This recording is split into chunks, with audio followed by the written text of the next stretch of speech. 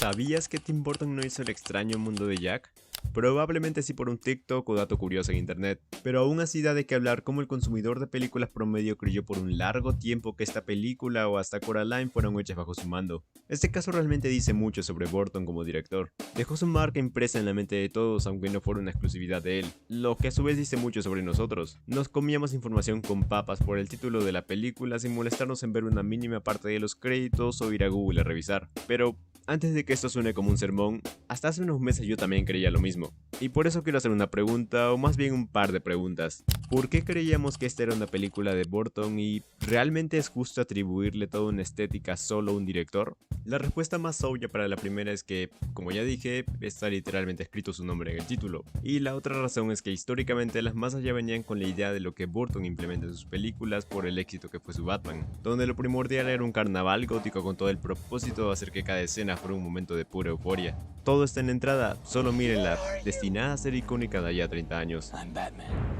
Ahora, no hay que despreciar el aporte de Burton. Sí hizo su trabajo, él escribió el poema base de la obra, hizo diseños y dio ideas. Eso se valora y se aprecia. Pero luego de eso, todo el diseño de producción para hacer real la utilería vino de la mano de otra persona, o sea Henry Selick. Ese tipo junto con su equipo de producción se empeñaron en hacer real la visión de otra persona totalmente distinta, lo que claramente necesitó de un verdadero estudio y cercanía a esos toques que le daban esa peculiar forma de expresarse a sus películas. Volvamos a Batman del 89, más precisamente a la entrada que dije hace un momento. Podemos apreciar tomas en ángulo, sombras marcadas por luces bien posicionadas, opuestos superpuestos y estructuras opresivas con una apariencia desgastada de pies a cabeza. Todos esos son detalles que se repiten en toda la película. Otros ejemplos de esto a gran escala es la toma de presentación de la ciudad o esta del Joker en cirugía estética. Y ya que hablamos de estética, podemos preguntarnos si todo ese trabajo de decorado y escenificación sirven de algo más que estético, lo que vendría siendo un sí, pero para responder de mejor manera habría que repasar rápidamente el contexto de la historia de este Batman y las influencias de Burton. En principio tenemos una historia sobre el contraste de personalidades donde hay blancos y negros puros representados por luces poderosas que producen sombras oscuras. Ya te la debes saber, Batman y Joker son rivales, oponentes con objetivos muy distintos que viven en el mismo agujero. El caso es que la historia va de un choque, de un contraste de ideas motivado por un ambiente histérico y ultracargado donde parece que el dichoso callejón del crimen no es solo un callejón, sino toda la ciudad. Todas ideas que se representan, o mejor dicho, se expresan dramática y exageradamente gracias a las influencias expresionistas que Burton le pone a casi todas sus películas. El expresionismo es un arte nacido gracias a una Alemania rota por las consecuencias de la guerra. Empezó en las pinturas, y en cada una de ellas se presentaban temas preocupantes muy ligados a la vida de esa época, lo que claramente traía a charla la expresión del sentimiento por sobre la realidad. Por ello las formas tan arbitrarias y poco correctas para su contraparte real. En esencia esta corriente iba en contra del impresionismo, otro tipo de arte que buscaba plasmar la realidad desde una perspectiva mucho más objetiva, cuyos temas frecuentes iban ligados a la paz y la belleza de la realidad. Por ello se encuentran tantas pinturas impresionistas retratando paisajes o actividades cotidianas y tranquilas. Tan solo veamos esta pintura de la crucifixión de Jesús. Rápidamente podemos notar sus colores tan vívidos, uno resalta de otro con facilidad. Las proporciones no son precisamente correctas. Jesús tiene una forma alargada, con curvas y líneas sencillas que dejan en claro el estado del hombre.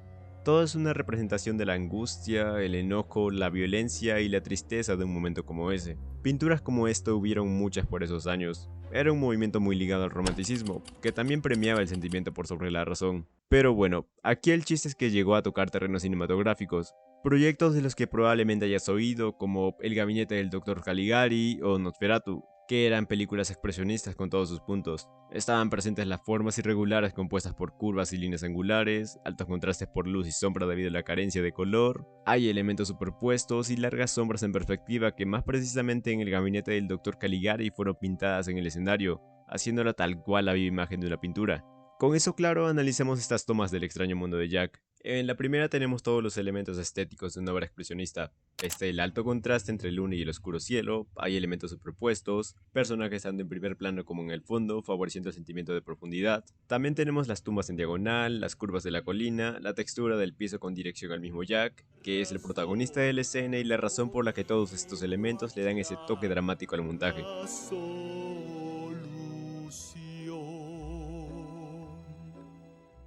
Volviendo por un momento a Batman, podemos recordar que los detalles expresionistas ahí están metidos con una razón, que es el contexto del mundo de ese Batman y los personajes con los que interactúa. Fundamentalmente es lo que le da vida a toda la película y lo que lo aleja de ser una parodia total de sí misma o un blockbuster promedio como los de hoy en día.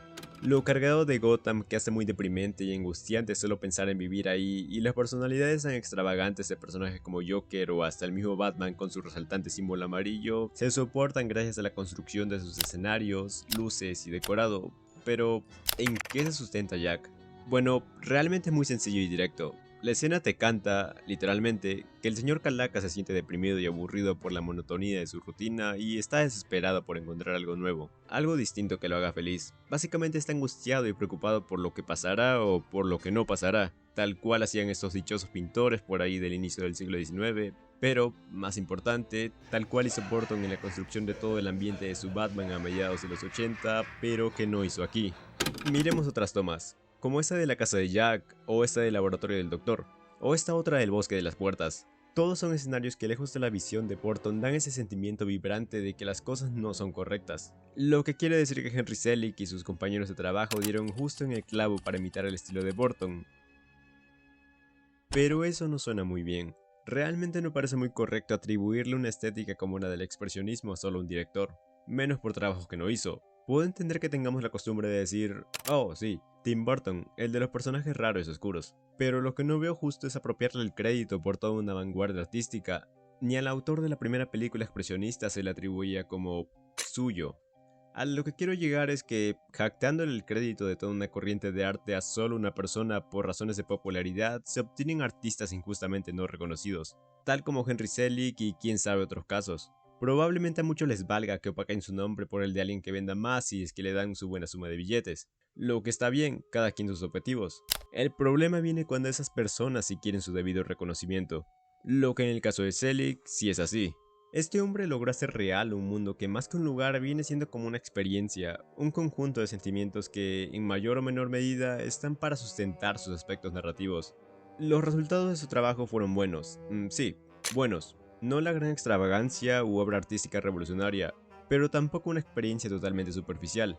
Para un primer intento encontrando una forma de transmitir sus ideas es todo un logro de película. Todo lo contrario a una de sus Así películas más que... conocidas por las que Bueno, tampoco se le reconocía. y una plaga viene contigo. El caso con Coraline parece ser ligeramente distinto, según la promocionaban como del director del extraño mundo de Jack, lo que hacía pensar a la gente que era de Burton. Además, la película tiene sus tintes expresionistas al igual que Burton, pero de cierta manera más discreta y a su vez mejor integradas a la narrativa de la cinta. Pero para eso tengo que explicarme. Empieza con una bizarra escena de la elaboración de una muñeca, pero aparte de eso tenemos esta toma. Una toma que no tiene más que grises que, ignorándolo con el techo, es bastante ordinaria. La arquitectura, la paleta, las luces, el encuadre, todo es lo opuesto de cualquier toma expresionista que hemos repasado hasta ahora, lo que hace a cualquiera preguntarse cómo esta película es del mismo director que hizo El extraño mundo de Jack, película donde los hogares normales eran bastante interesantes de checar por lo que decían de su mundo. Bueno, esto tiene una razón dentro de la misma Coraline y, de nuevo, viene ligado al contexto narrativo de la película. Realmente ya quedó claro lo importante que es tener una razón para hacer las cosas en este medio. Es fundamental tener una razón coherente como una calavera que se siente vacía para poder usar una vanguardia como la expresionista para reflejarlo. Un aspecto nutre al otro y viceversa. Pero bueno, volviendo a tema, la razón por la que tomas como estas se sienten tan contradictorias con el mensaje expresionista es que ese es su punto. Están ahí para demostrar lo opuesto al mundo deseado de una niña como Coraline. Es gris cuando ella quiere amarillo, es agrio cuando ella quiere dulce, es aburrido cuando ella quiere entretenerse. Y es que ese es el chiste, estamos bajo la perspectiva de una niña que busca diversión extravagante en un pueblo ordinario. 4 insípidas ventanas aburridas. Y no hay más El puertas. cambio aquí viene con la presentación del otro mundo, su otra madre, su otro padre, sus otros vecinos y su vida particularmente soñada.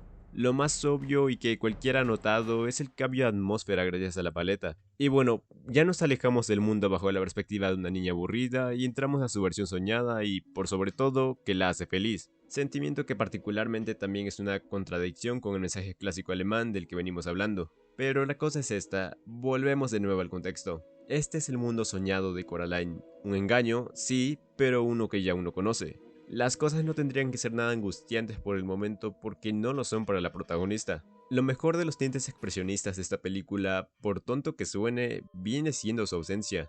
Solo piénsalo, la presentación del mundo real como algo bastante ordinario contrasta con escenas como esta o con El Portal, que no puede recordarnos más a cierta pintura muy famosa, curiosamente expresionista.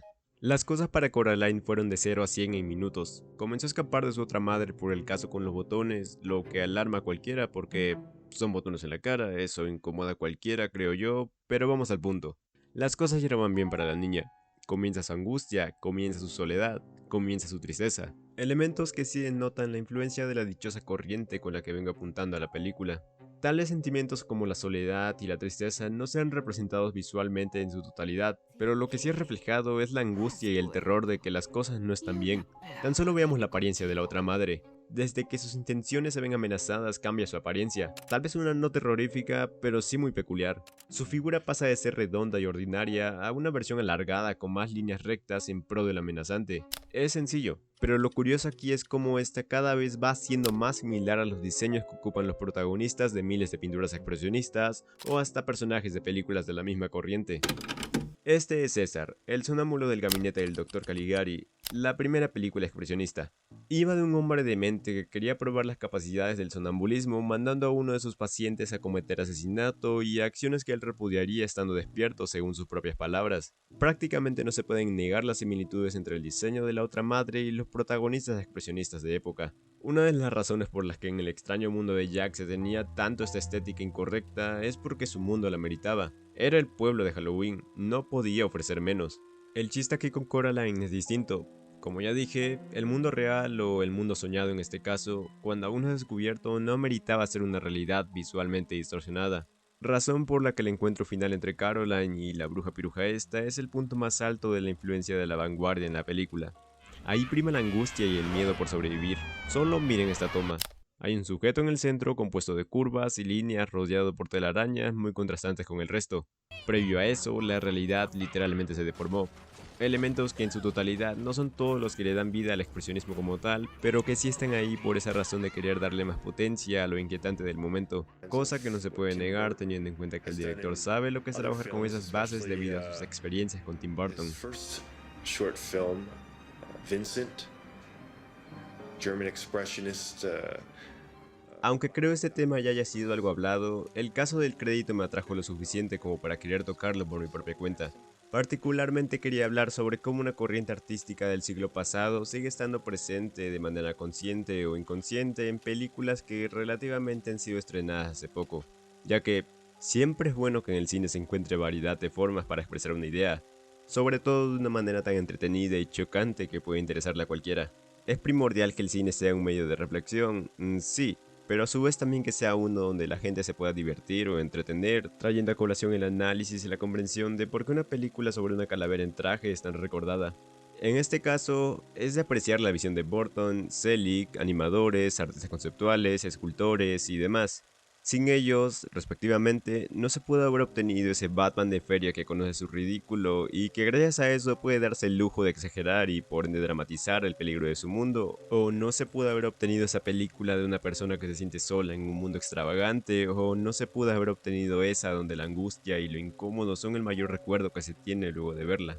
Todos ellos son artistas de pies a cabeza, cumplen con el objetivo del arte sobre transmitir mensajes, al igual que los clásicos pintores expresionistas que tenían la intención de jugar con la realidad para hacerte sentir lo que ellos, para hacerte sentir angustia, para hacerte sentir solo, para hacerte sentir miedo o simplemente hacerte sentir algo.